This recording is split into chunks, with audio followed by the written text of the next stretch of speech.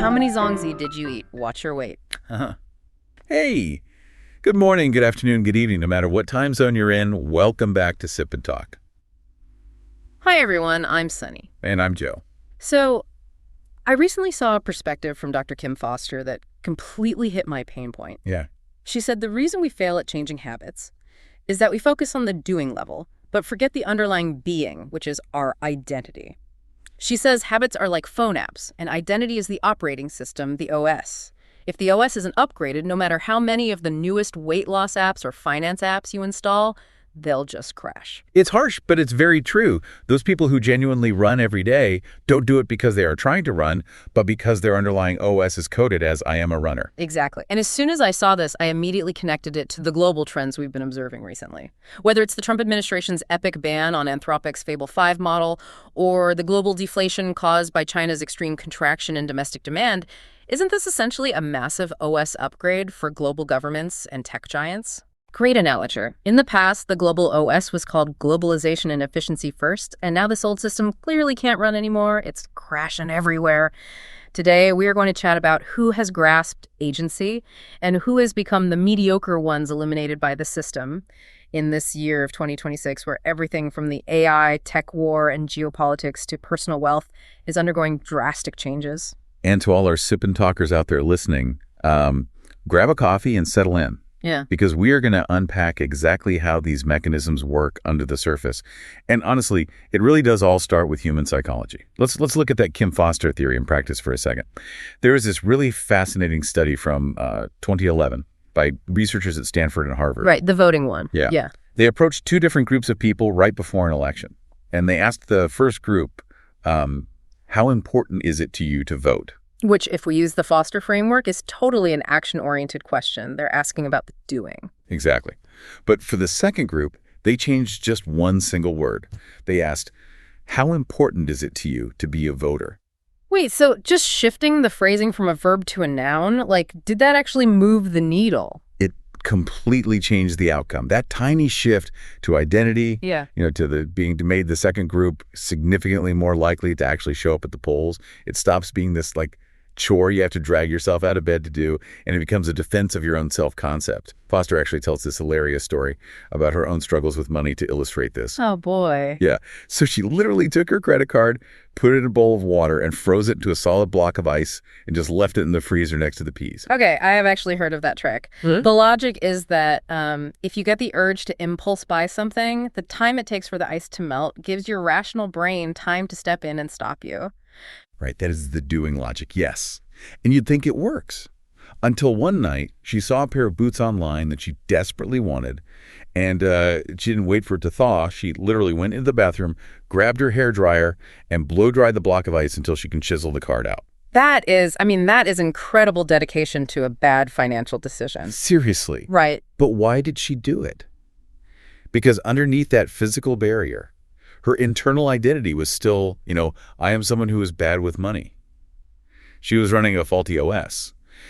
She describes your subconscious mind as being like that incredibly snooty shop lady in the movie Pretty Woman. Oh, that's a great visual. Right. A shiny new habit walks in the door, and your subconscious just looks it up and down and says, you obviously are in the wrong place. Please leave. Okay, but I have to push back a little here. I get the analogy, but you can't just, wake up one morning, stare in the mirror, and confidently lie to the snooty shop lady that you own the place now. There has to be a physical mechanism for making that upgrade.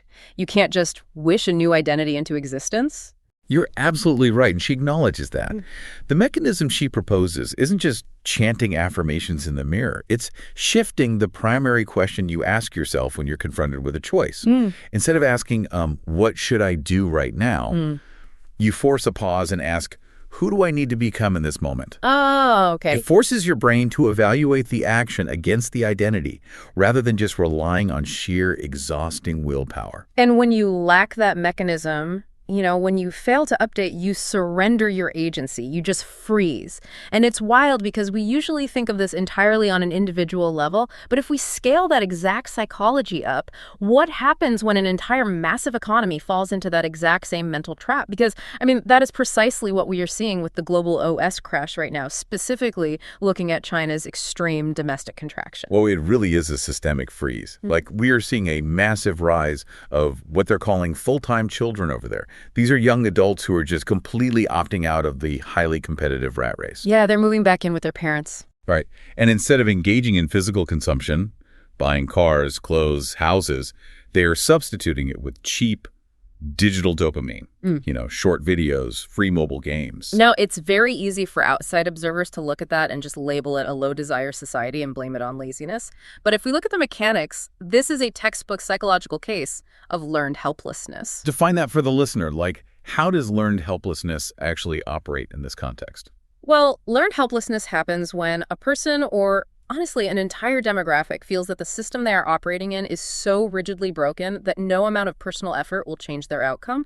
If you genuinely believe that working 9 a.m. to 9 p.m. 6 days a week still won't allow you to afford an apartment or start a family, you logically surrender your agency. You stop trying to install the hard work app because the economic OS just rejects it entirely. Wow. And they are surrendering their agency because the macro environment around them is in a state of severe fiscal exhaustion. Think about the local governments there. For decades, their primary revenue OS was selling land to property developers. Right. That was the engine. Exactly. Yeah. But with the real estate market frozen, that revenue just completely dried up. Yeah. So what is the mechanism they use to survive? They resort to aggressive, arbitrary fines on local businesses and severe pay cuts for civil servants. Just keep the lights on. Which immediately triggers a massive panic response in the corporate sector. When businesses see this kind of hostile environment, they don't try to grow. They enter a phase of what's being called suicidal competition. And this is where it gets really dark. In a healthy economy, a business competes to maximize its profit, right? But right now, the goal has shifted entirely. They aren't trying to make money. They're simply trying to starve out their competitors. Yeah, it's a war of attrition. Exactly. They price their goods way below the cost of production in a horrific game of who can bleed the longest. And the human cost is massive companies are turning their full-time salaried staff into precarious gig workers just to survive the cash burn. And that panic trickles right back down to the consumer, creating a massive balance sheet recession. And this is a crucial economic mechanism to understand. Normally, if a central bank cuts interest rates, money becomes cheap. People and businesses borrow that cheap money to buy houses or build factories. Right, that's the standard playbook. But in a balance sheet recession, the steering wheel of the economy disconnects from the tires. No matter how much you slash rates, citizens refuse to take out loans. They take any spare cash they have and aggressively pay down their existing debt. Because their psychological expectation of future growth is entirely gone. Which leads us to the most visible symptom we see on the streets right now, which is survivalist consumption. The price wars has cut to the absolute bone. We are seeing 7 RMB cups of coffee, which is like less than $1. You have highly trained former 5-star hotel chefs out on the street vending food from carts just to make a living. And you cannot have the world's factory floor undergo a psychological and economic crash of this magnitude without massive global ripple effects because, that domestic inventory has to go somewhere. The result is that electric vehicles and lithium batteries are being dumped onto the global market at suicidal prices. The impact of that dumping is fascinating because it hits different players in wildly different ways. For the U.S., it actually acts as a short-term sugar high. A flood of artificially cheap goods helps lower domestic inflation, so they get a deflationary benefit. But long-term, it creates a terrifying supply chain dependency. Meanwhile, Japan is watching this EV dumping and feeling a very dark déjà vu of its own lost decades, especially since their core economic engine, auto and machinery exports, is taking a massive direct hit. And look at Taiwan. Their traditional industry sectors like petrochemicals and textiles are being forced into a rapid sunset phase. They simply cannot compete with competitors who are willing to take a loss on every single item they sell. But this raises a huge question. We constantly hear about U.S. tech companies executing a massive supply chain decoupling, Apple moving 25% of its iPhone assembly to India, Microsoft shifting its server assembly to Vietnam. Doesn't that insulate them from this exact crash? I have to jump in here because calling that true decoupling is a very, very dangerous illusion. Yes, the final assembly line moved. But look at the mechanics of what actually moved. It's what analysts are calling nominal decoupling, but real parasitism. Okay, walk us through the parasitism part. Why is moving the assembly to India not enough? Because you have to look at the underlying OS of the supply chain. The workers assembling the phones are in India, yes. But where are the screws coming from? Where are the highly complex plastic molds machined? Where are the automated robotic arms that assist the assembly line designed and built? They are all still deeply embedded in the Chinese ecosystem. Oh, I see. Yeah, the West basically installed a shiny new decoupled app icon on their home screen, but the underlying hardware is still intimately tethered to the exact system experiencing this deflationary crash. That makes total sense. You can't just change the shipping label and claim you've rebuilt the entire machine. Which brings us perfectly to the realm where an OS upgrade isn't just a slow economic shift, but a sudden, violent government mandate, the AI tech war. Oh, absolutely. The ultimate realization of having zero agency is when someone else holds a kill switch to your entire tech stack. And that's exactly what the Trump administration's epic ban on Anthropic's Fable 5 model proved to the world. Right, let's contextualize this for a second. Fable 5 was the undisputed crown jewel of frontier models. And then Amazon's CEO, Andy Jassy, flagged a severe security jailbreak vulnerability in the model. He basically acted as a whistleblower. But Anthropic's CEO, Dario Amodei, completely pushed back and refused to immediately pull the model offline. And the psychology behind Amodei's refusal is absolutely fascinating. Observers diagnosed him with what is called epistemic exceptionalism. Which is such a crazy term. It really is. Essentially, it's a profound intellectual God complex. It's the belief that only you and your tightly insulated team of researchers possess the sophisticated framework required to truly judge the safety of a model. He basically told Amazon, you don't understand the tech well enough to tell us it's dangerous. But the Trump administration stepped in and said, actually, we decide. And they dropped the hammer. They banned it entirely. And the shockwaves from that ban went way, way beyond Silicon Valley. It was a massive wake-up call, especially for Europe and enterprise businesses worldwide. It showed them that tech sovereignty is not an academic debate. It is survival. Oh, yeah. Think about it. If you built your entire company's workflow on top of Fable 5 and the U.S. government yanks it offline overnight, you are dead in the water. You suddenly realize you have absolutely zero agency. You're running your corporate OS on a proprietary app controlled by a fragile gatekeeper. So how does the free market respond to a vulnerability like that? It forces a massive structural update. The industry is pivoting incredibly hard away from reliance on single monolithic models and moving toward a mechanism called smart routing. I love the analogy for smart routing. Relying entirely on a massive trillion-parameter model for every single task is like renting a luxury armored stretch limo just to go pick up a carton of milk at the grocery store. It's overkill, it's insanely expensive, and it's terribly inefficient. So how does smart routing actually solve that on the back end? Like, what's the mechanism? Well, it abstracts the model layer entirely. You use an API service like OpenRouter's Fusion API. You code your software to talk to the router, not the specific AI. When you type in a simple reasoning or coding task, the router instantly analyzes the complexity. It says, this is a milk run. And it automatically routes your prompt to a highly efficient, cheap 3 billion parameter model like VibeThinker 3B. Okay, just so we are totally clear on the mechanics for everyone. A parameter is essentially the artificial brain cell of the model, right? Exactly. A 3 billion parameter model is like a very fast, very smart intern. A massive frontier model with hundreds of billions of parameters is like a room full of Nobel laureates. You only call in the Nobel laureates, the massive stretch limo when you have an incredibly complex high-stakes problem. And this completely flips the economics of the AI war on its head. By commoditizing the models, it opened the floodgates for cheaper open-source compound models to step right into the void left by the Fable 5 ban.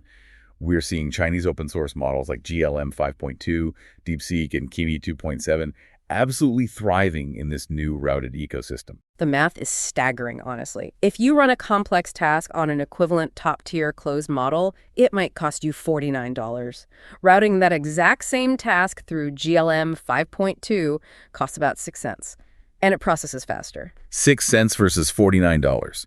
That's not a discount. That is a total paradigm shift. And more importantly, it restores agency. If a government kill switch takes down a major model tomorrow, the Fusion API simply reroutes the traffic to DeepSeek or another open source alternative. Exactly. The end user never experiences a second of downtime. Companies are reclaiming their tech agency by refusing to be beholden to a single gatekeeper. Which seamlessly connects to the much larger philosophical divide defining 2026. Whether we're talking about geopolitics, AI, or personal habits, society is currently fracturing along one specific fault line, the makers versus the takers. This is the crux of it all. Just look at the aerospace and tech sectors recently. The SpaceX IPO was historic. They raised $85 billion, priced at $135 a share, valuing the entire company at a staggering $2 trillion. And what did Elon Musk immediately do with that massive lever of capital? He turned around and bought the AI coding agent Cursor for $60 billion. Which is such an aggressive move. But why Cursor? What's the strategic play there? Because Cursor is the ultimate tool for makers. It's an AI agent that automates the rote mechanics of coding, allowing one single developer to build software that used to require a 10-person team. It empowers the human intent to build. And this highlights the divide perfectly. The real tension in society isn't simply rich versus poor anymore. It is between makers, the people who construct the machines that build the future, who take immense risks to create value, and the takers. And the takers in this framework are the complaining intelligentsia. They are the bureaucratic Politburo. They sit on the sidelines, taking zero personal risk, producing absolutely nothing, but constantly demanding the authority to control, regulate, and tax the makers. It is the ultimate clash of operating systems. The Maker OS is fundamentally coded for agency, risk, and creation. The Taker OS is coded for restriction, entitlement, and learned helplessness. And what is fascinating is that you can apply this exact same maker versus taker framework impartially to global foreign policy. Let's look objectively at the recent Iran peace deal brokered by the Trump administration. If we strip away all the partisan noise and just look at the raw mechanics of the deal, a 110-day kinetic war has officially ended. The Strait of Hormuz, which is a massive artery for global shipping, is reopening. Iran's enriched uranium stockpile is being removed under international supervision, and crucially, there are absolutely zero U.S. ground troops deployed. When you analyze that through the lens of an OS upgrade, it is a highly pragmatic update to foreign policy. It completely bypassed the traditional takers and the geopolitical establishment, and the voices who historically advocate for multi-million troop invasions, which always become these endless, forever war traps. Right. It's a calculated, objective move that prioritizes actual measurable results over ideological posturing. It's about maintaining strategic agency rather than allowing your military to get bogged down in an unwinnable quagmire just because the old establishment, OS, says that's how you're supposed to project power. Exactly. It's refusing to play by the rules of an outdated system that clearly crashes every time you run it. And we see this maker mentality, this absolute grip on agency, everywhere if you look closely. Look at Taiwan's semiconductor industry. They didn't just passively accept their incredibly vulnerable geopolitical position. They built an impenetrable silicon shield. By becoming absolutely indispensable. Yes, through TSMC and their mastery of the CoWoS packaging ecosystem. And for the listener, CoWoS stands for Chip on Wafer on Substrate. It's not just about printing the silicon. It's the incredibly complex 3D stacking of the chips so data can move between them at lightning speed. It is the absolute bedrock hardware requirement for the global AI revolution. By mastering that specific mechanism, Taiwan took absolute agency over their own economic and geopolitical survival. Or consider the enterprise software company we talked about. A business using smart routing to bypass a sudden government AI ban, cutting their compute costs by 90% while maintaining uptime, is taking agency. They refuse to be passive victims of a geopolitical squabble over who controls the frontier models. And bringing it all the way back full circle to Kim Foster and the snooty shop lady in your subconscious, it is the individual who looks at their bad habits, stares at the block of ice in their freezer, and finally says, I am not going to be a victim of my own outdated story anymore. I am going to upgrade the OS. I am going to become someone new. It is the exact same mechanism across the board, taking absolute agency, refusing the learned helplessness that the old crashing OS wants you to accept. It really is incredible how deeply interconnected the psychology of a single person is to the macro mechanics of global supply chains. Now, before we wrap up, we do need to put out a quick reminder for everyone. We are technology and current events enthusiasts here, not investment experts. All the specific data we unpacked today, from the SpaceX valuations and the AI token costs to the geopolitical shift, these are strictly for objective reference and discussion. Absolutely. And to add to that, our goal today isn't to criticize, endorse, or discriminate against any specific country, political group, or demographic. We are simply reporting on the objective mechanics of a very complex, rapidly changing world. Our main mission with Sip and Talk is to provide you with the underlying context you need to maintain independent, critical thinking in an era of massive information overload. So, as you go about your day, we want to leave you with a provocative thought to mull over. We've talked a lot about systems crashing and upgrading today. If your current reality is just running on an outdated OS, what is the one shiny new app you've been repeatedly trying to force into your life that proves you finally need a deep system reboot? If you like today's Sip and Talk, this hardcore chat blending life, philosophy, and geopolitics, please make sure to click subscribe to our podcast. Also, I highly recommend going to support my old friend Mickey's YouTube channel, Mickey to Life. He has the latest, most raw and authentic travel vlogs, taking you to see the world from the most unconventional perspectives. His latest Hokkaido observation diary is super interesting. Go check it out now. See you next time.